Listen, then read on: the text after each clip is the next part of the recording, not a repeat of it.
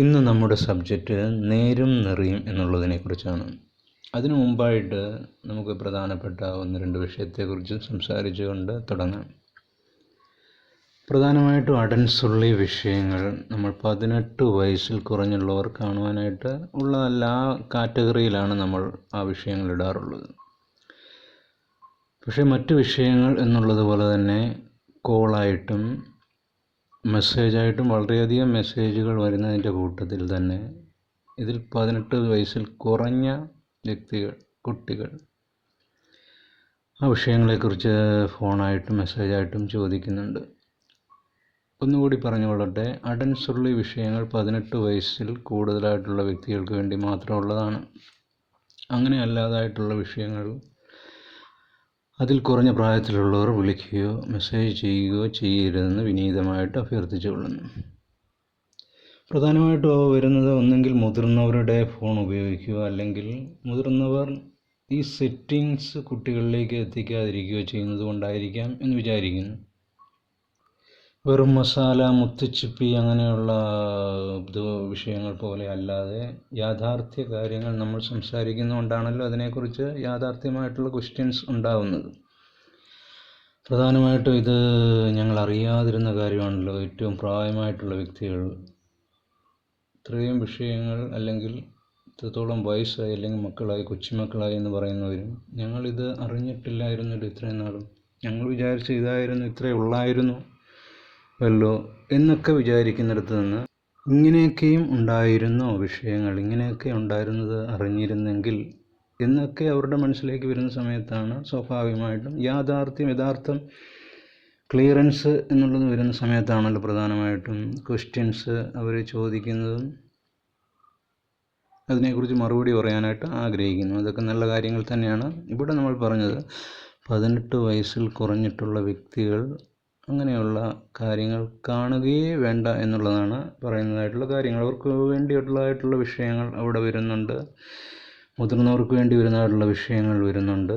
അങ്ങനെയുള്ളവയെക്കുറിച്ചല്ല ഇവിടെ സംസാരിക്കുന്നത്. എൻ്റെ പ്രിയപ്പെട്ട പ്രേക്ഷകരോട് അറിയിച്ചുകൊണ്ട് നമ്മുടെ വിഷയത്തിലേക്ക് കടക്കാം. ഇതുവരെ ജീവിതത്തിൽ നേരും നെറിയും വിട്ടിട്ട് ഞാൻ കളിച്ചിട്ടില്ല എന്ന് ചില വ്യക്തികൾ പറയുന്നത് കേട്ടിട്ടില്ലേ?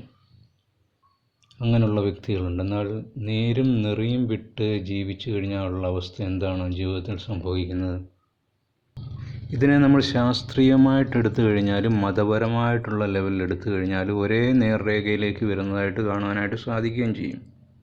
ഒറ്റ വാക്കിൽ പറഞ്ഞു കഴിഞ്ഞാൽ നമ്മുടെ മനസ്സാക്ഷിക്ക് നിരക്കാത്തതായി, അതായത് നമ്മുടെ മനസ്സാക്ഷി നമ്മുടെ ശരീരത്തിന് സമാധാനം കൊടുക്കാത്ത അവസ്ഥയിലേക്ക് എത്തിക്കും.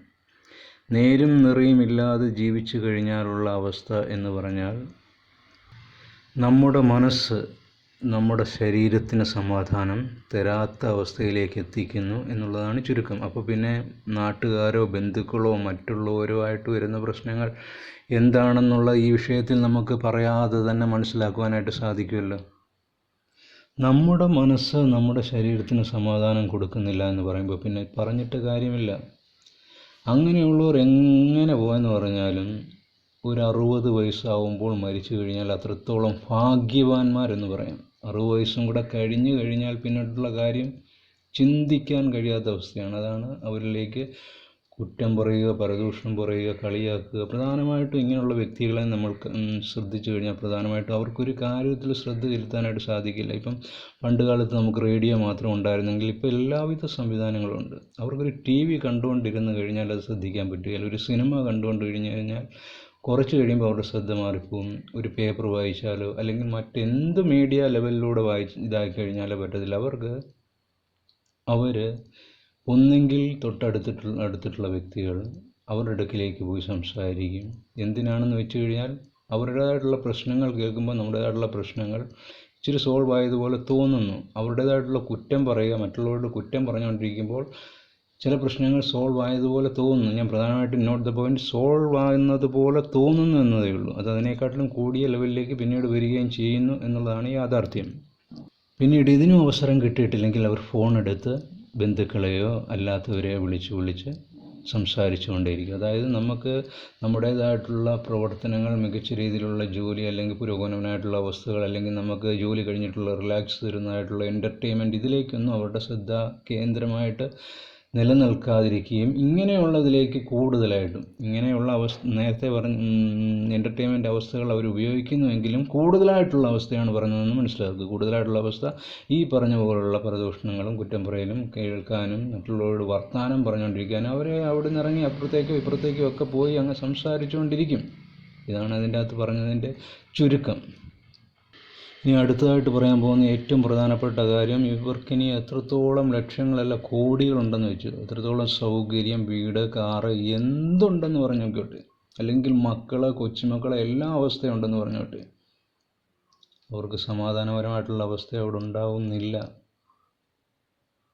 പറഞ്ഞില്ല, അവരുടെ മനസ്സ് തന്നെ, മനസ്സാക്ഷി കോടതി എന്ന് പറയുന്നതിൻ്റെ കാര്യം ഇതാണ്. അവരുടെ മനസ്സ് തന്നെ അവരുടെ ശരീരത്തിന് സമാധാനം കൊടുക്കുന്നില്ല.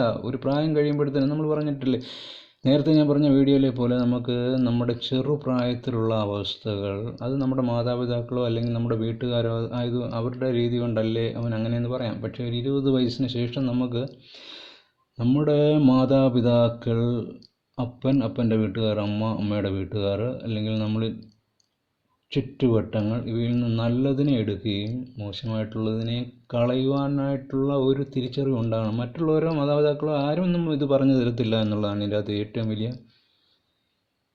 വസ്തുതയും. അതിനെ സ്വയമേ കണ്ടെത്തിയിട്ട് മാതാപിതാക്കളിൽ നല്ലതുണ്ടെങ്കിൽ അതിനെ എടുക്കുക, മോശമായിട്ടുള്ളതിനെ കളയുക തന്നെ വേണം. അങ്ങനെയുള്ളവർക്ക് മാത്രമേ മുന്നോട്ടുള്ള ജീവിതത്തിൽ ലെവലായിട്ടുള്ള അവസ്ഥയിലൂടെ പോകാനായിട്ട് കഴിയൂ, സന്തോഷകരമായിട്ടുള്ള അവസ്ഥയിലേക്ക് പോകാനായിട്ട് കഴിയൂ. അല്ലെങ്കിൽ ഞാൻ പിടിച്ച മുയലിന് 3 കൊമ്പ് എന്നുള്ള ലെവലിൽ അവരങ്ങ് പോകും. പിന്നെ അത് എത്ര വയസ്സ് കഴിഞ്ഞെന്ന് പറഞ്ഞാലും ആ രക്തത്തിൽ അലിഞ്ഞിരിക്കുന്ന സ്വഭാവം മാറത്തില്ല. ചാകാൻ പോകുന്നവനും അതിർത്തി തർക്കത്തിന് വേണ്ടിയും അല്ലെങ്കിൽ സ്വാർത്ഥ താല്പര്യത്തിന് വേണ്ടിയും പിടിച്ചു നിൽക്കുന്നതിൻ്റെ, താൻ പിടിച്ച മുയലിന് 3 കൊമ്പെന്ന് പറഞ്ഞു നിൽക്കുന്നതിൻ്റെ ഏറ്റവും പ്രധാനപ്പെട്ട പോയിൻ്റ് ഇതാണ്. ഇങ്ങനെയുള്ള ലെവലിലൂടെ പോയാലേ തനിക്ക് വിജയകരമായിട്ടുള്ള അവസ്ഥ വരുള്ളൂ. അല്ലെങ്കിൽ ഞാൻ ഇങ്ങനെയൊക്കെയുള്ള നേരായ വഴികളിലൂടെ അല്ലാതെ പോയിട്ടുണ്ടല്ലോ, എന്നിട്ട് എനിക്കൊരു പ്രശ്നം പറ്റിയിട്ടില്ല.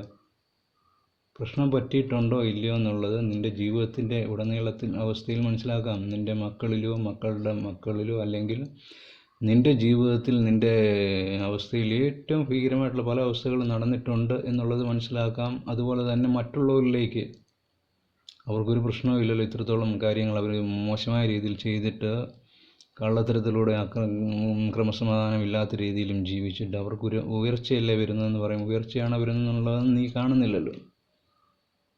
ഉയർച്ചയാണോ വരുന്നതെന്നുള്ളത് നീ ഒരിക്കലും കാണുന്നില്ല, അറിയുന്നില്ല. പുറമേ ഉള്ളൊരു ലെവലാണ് കാണുന്നത്. പുറമേ ഒരു വ്യക്തിയെ നമുക്ക് മനസ്സിലാക്കുവാനായിട്ട് സാധിക്കില്ല എന്നുള്ളത് ആദ്യമേ പറയട്ടെ. ചില വ്യക്തികൾ പറയുന്നത് കേട്ടിട്ടില്ലേ, നമ്മുടെ വീട്ടിലുള്ളവർ എത്രത്തോളം ദേഷ്യപ്പെടുന്നു, അവരങ്ങനെ സംസാരിക്കും ഇങ്ങനെ സംസാരിക്കും. നമ്മുടെ നാട്ടിലുള്ള അപ്പച്ചനല്ലേ, ഞങ്ങളുടെ പള്ളിയിലുള്ള അമ്പലത്തിലുള്ള ചേട്ടനൊക്കെ എത്ര നല്ലതായിട്ട്, അമ്മാമ, ആൻറ്റി, ചേച്ചിയൊക്കെ എത്ര നല്ലതായിട്ട് ഇടപെടുന്നു, അവരുടെ എന്ത് നല്ല സ്വഭാവം. അവരിൽ നിങ്ങൾക്ക് ഉത്തരവാദിത്തമായിട്ടുള്ള കാര്യങ്ങൾ വരുമ്പോഴേ അവരുടെ ലെവൽ അറിയാൻ പറ്റുള്ളൂ. വീട്ടിലെ അല്ലെങ്കിൽ മാതാപിതാക്കളുടെ സ്വഭാവം അറിയാവുന്ന നിങ്ങൾ അവരുടെ കൂടെ ഉത്തരവാദിത്തപ്പെട്ട ലെവലിലൂടെ നിലനിൽക്കുമ്പോൾ സ്വാഭാവികമായിട്ടും ഭാര്യയ്ക്ക് ഭർത്താവിനെയും, ഭർത്താവിന് ഭാര്യയും, മക്കളെയും, മക്കൾക്ക് അച്ഛനമ്മമാരുടെയും സ്വഭാവം എന്താണെന്ന് കറക്റ്റായിട്ട് അറിയാം. അല്ലെങ്കിൽ സാമ്പത്തികമായിട്ടും മറ്റു രീതിയിലുള്ള ലെവലിലും ജോലി സംബന്ധമായിട്ടുള്ള കാര്യത്തിൽ ഉത്തരവാദിത്തത്തിലേക്ക് സ്ഥിരമായിട്ടുള്ള ജോലി, അതിഥി ജോലിയല്ല, സ്ഥിരമായിട്ട് ഒരിടത്ത് താമസിക്കുക, അതിഥിയായിട്ട് താമസിക്കുകയല്ല, അല്ലാതെയുള്ള സമയത്ത് ഉത്തരവാദിത്തപ്പെട്ട ലെവൽ കാണാൻ മനസ്സിലാക്കാൻ പറ്റും. ചിലപ്പോൾ തൊട്ടയലോക്കത്തുള്ള വ്യക്തികളിൽ ഉത്തരവാദിത്തപ്പെട്ട ലെവൽ നമുക്ക് അവരുടെ സ്വഭാവം മനസ്സിലാക്കാൻ കഴിയും. ഉത്തരവാദിത്തപ്പെട്ട ലെവലിലേക്ക് പോകുമ്പോൾ മാത്രമേ ആ ലെവൽ നമുക്ക് മനസ്സിലാക്കാനായിട്ട് സാധിക്കൂ. അല്ലാതെ ഒരു വ്യക്തി ഏറ്റവും നല്ലവനാണ്, നല്ല മനുഷ്യനാണ് എന്നൊക്കെ പറയുന്നത് വെറും വിഡ്ഢിത്തരമായിട്ടുള്ള കാര്യമാണ്. ആ വ്യക്തിയിലേക്ക് അടുത്തിടപഴകുമ്പോൾ, ഉത്തരവാദിത്തപ്പെട്ട ലെവലിലേക്ക് വരുമ്പോൾ മാത്രമാണ് ആ വ്യക്തിയുടെ യഥാർത്ഥ ലെവൽ മനസ്സിലാക്കുവാനായിട്ട് സാധിക്കുന്നത്. അതുകൊണ്ടാണ് പ്രേമിക്കുന്ന സമയത്ത് വളരെ നല്ല ആളായിരുന്നു, കല്യാണം കഴിച്ചപ്പോൾ വിധം മാറിയല്ലോ എന്ന് പറയുന്നതിൻ്റെ കാര്യം. പ്രേമിക്കുന്ന സമയത്ത് അപ്പനമ്മമാരുടെ കാശ് കൊണ്ടായിരിക്കും നടക്കുന്ന ഉത്തരവാദിത്തം. അവർക്ക് അതിൻ്റേതായിട്ടുള്ള കാര്യങ്ങൾ, വസ്ത്രം ഭക്ഷണമൊന്നുമില്ല, അതിൻ്റേതായിട്ടുള്ള അവസ്ഥകളെക്കുറിച്ച് ചിന്തിക്കേണ്ട. പക്ഷേ അതിനുശേഷം കുട്ടികളായി അല്ലെങ്കിൽ ഉത്തരവാദിത്തപ്പെട്ട ലെവലിലേക്ക് വരുമ്പോഴാണ് വിധം തനി നിറം അറിയുന്നതെന്ന് സാരം. ചുരുക്കി പറഞ്ഞു കഴിഞ്ഞാൽ നേരും നിറയും എന്നുള്ള അവസ്ഥയില്ലാത്തവർക്ക് ഇനി എത്ര ലക്ഷങ്ങളല്ല, എത്ര കോടികളല്ല, എന്തൊക്കെ ജീവിത സൗകര്യം ഉണ്ടെങ്കിലും അവരുടെ മനസ്സ്, അവരുടെ ശരീരത്തിന് സമാധാനം കൊടുക്കുകയില്ല. അത് കൂടാതെ അവരുടെ ചുറ്റുപാടുകൾ മറ്റുള്ള അവസ്ഥയിലേക്ക് 100% പ്രശ്നങ്ങളും അവരിലേക്ക് വന്നു ചേരുമെന്നുള്ളതും, ഇങ്ങനെയുള്ളവർ ഒരു 60 വയസ്സിന് മുമ്പ് മരിക്കുന്നതാണ് ഏറ്റവും നല്ലത്. 60 വയസ്സ് കഴിഞ്ഞാൽ പിന്നെ അവർക്ക് അവരായിട്ട് തന്നെ 100 പ്രശ്നങ്ങൾ ഉണ്ടാകുമെന്നുള്ളതുമാണ് ഈ പറഞ്ഞതിൻ്റെ എല്ലാം കൂടി രത്ന ചുരുക്കം.